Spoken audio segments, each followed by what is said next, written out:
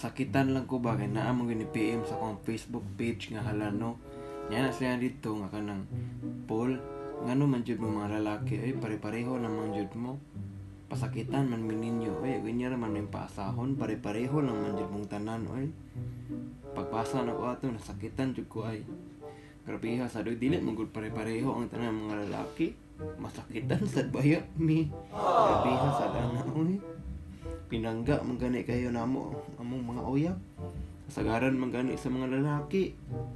Mumata jud og sayo, effort jud kayo. Nigbuntag, mao jud mo unag lihok-lihok. Lutuan pa mo na mo inyong pagkaon, lutuan mo na mo og tapsilog. Pamahaw ninyo ya kami. Inyo laming pasud-anon og dilungag nga itlog. Sakita sa dana uy. Masakitan sa baya mi.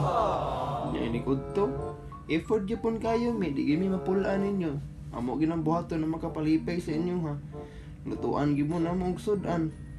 Lutuan pa mo na mo inyong paborito nga tuna paella. Nya kami pasudaan lang mi ninyo og paliya. Anker sa kayo oy, masakitan sa baya mi.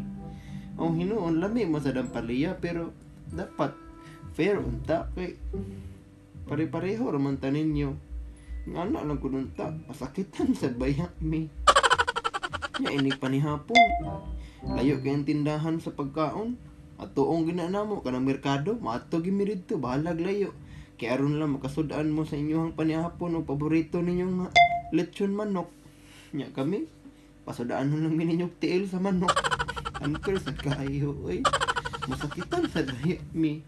Nga na biyang kasagaran mga lalaki niya inyo lang inyo nga pare-pareho lang bi mga pupasakit ninyo mga paasa sa inyo ha grabe sa dana oy masakitan sa baya mi ay di mo gutanan good nya kung magbuwag man gani magbuwag mga mong dayon mo nga anak mo gina mga lalaki day anak gina sila grabe sa ninyo ay dauton man ninyo tanan mga lalaki mga mong man mo inyo mga amongon ang tanan, mao na ubang mga laki maniguwang nga way uyab. Luoy sa kayo, masakitan sa baya mi. Di mo gud pare-pareho. Paano masabi? Ya, kung kami mabuwagan mi sa amuang uyab, mo ana lang mi ay nga. Sige lang napamay daghang babae. Paabot lang yata, mangita lang yata pohon. Mo ana ra mi digin ni maraot. Mo ana ra mi daghang babae pero kamo mga mong pang dautan pa niyo uban. Anak gina sila tanan day, pare-pareho lang na sila. Paano masabi? Sakitan sa baya mi ay. Biha sa dada oy.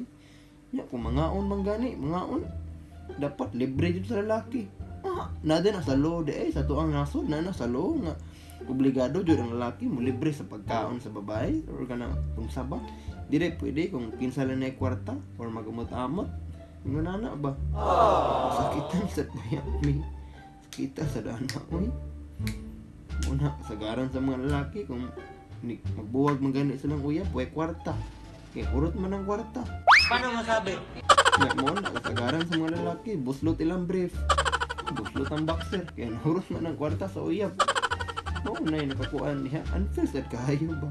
Masakitan sad baya mi. Ya kung sakay jeep kami kasagaran pabletihon. Sakita anak oy dili pwede og kinsa na kwarta.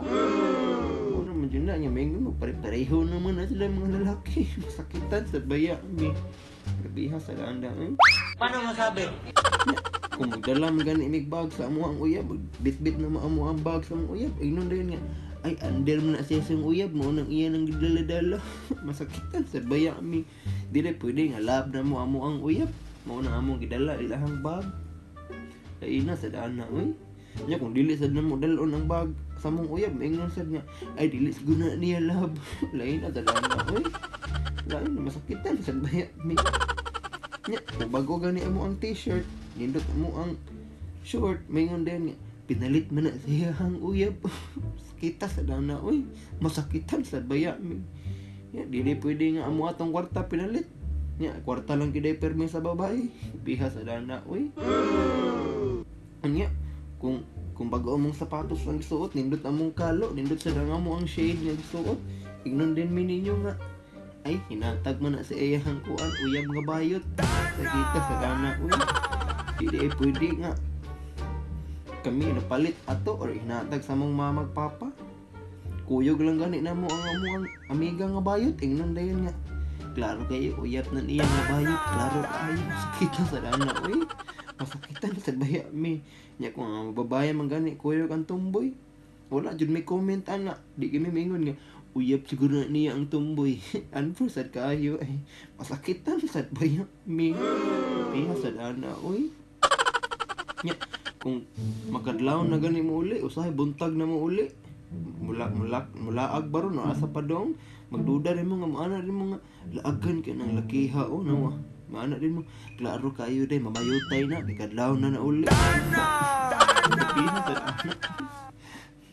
masakitan sa baya mi dili pwede kadlaw na uli tungod kay call center agent mi grabiha sa dana oy and first kayo na mga laki ba masakitan si ana ay tingnan din mini mamayutay na ba mga laki sakit ang ano tanto di kayo sa mga ay dili mo gud pare-pareho gud mo na sa katong ni PM na ko sa akong Facebook page nga halan no dili mo gud pare-pareho mura na sa nagsababae gud na ay gwapa na si di gwapa kita na oy masakitan sa baya mi isa na pare-pareho tanan na maldito na sa dili mo na kung buwagan kasi mong uyab ayo na lang among nga ang uban may pare-pareha naman na sila day sakitan sa baya mi kami di biya mi moingon anak pare-pareha lang ng mga babae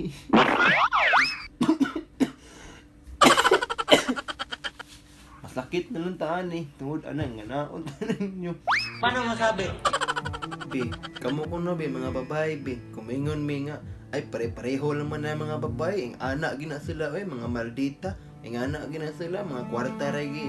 Kuan sa laki, giatas sila sa laki. Be, di ka mo masakitan anak. Tubaga be. Bakit mo ba ang tanongin? Oo na. O, kamo ko no be may naon sa mga mo. Di ba ka mo masakitan? Di ba masakitan man sad mo? O, ang kuna ninyo.